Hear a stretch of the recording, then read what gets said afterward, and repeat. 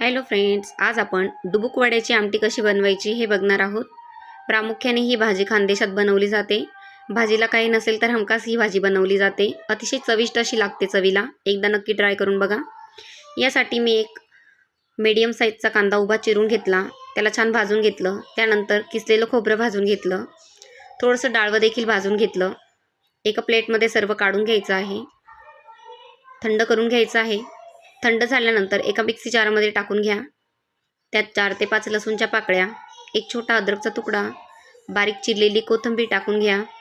थोडंसं पाणी टाकून बारीक असं वाटण तयार करून घेऊया। अशा पद्धतीने आता वडे बनवण्यासाठी आपण बेसन पीठ घेऊया। हे तुम्ही तुमच्या गरजेनुसार घेऊ शकता। त्यात चवीनुसार तिखट, थोडीशी हळद, चवीनुसार मीठ टाकून घ्यायचं आहे। मिक्स करून घ्या छान।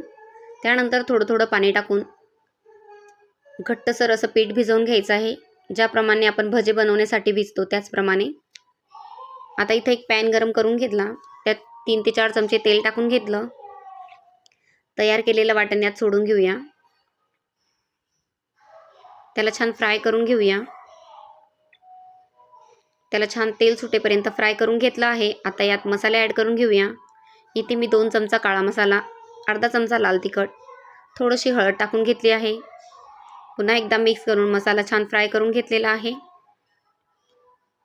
कच्चे मसाले शिजण्याकरिता यात थोडंसं गरम पाणी टाकून घेऊया, त्यामुळे मसाले शिजण्यास मदत होते, भाजीला तरी देखील छान येते। तेल सुटेपर्यंत इथे मी मसाले भाजून घेतले आहेत। त्यानंतर आपल्या आवडीनुसार यात पाणी ॲड करून घ्यायचं आहे। चवीनुसार मीठ टाकून घ्यायचं आहे। वरून बारीक चिरलेली हिरवी कोथिंबीर टाकून घ्यायची आहे। मिक्स करून भाजीला छान एक उकळी काढून घ्यायची आहे। इथे भाजीला छान उकळी आल्यानंतर तयार करून घेतलेलं वड्याचं पीठ घ्यायचं आहे।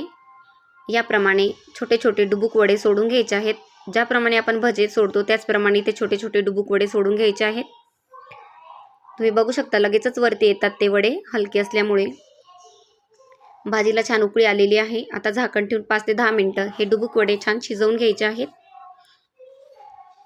इथे मी 5 ते 10 मिनिटं छान डुबुक वडे शिजवून घेतले आहे। तुम्ही बघू शकता अतिशय घट्टसर अशी छान भाजी तयार झालेली आहे। रेसिपी आवडल्यास लाईक करा, चॅनलला सबस्क्राईब करा। Bye bye.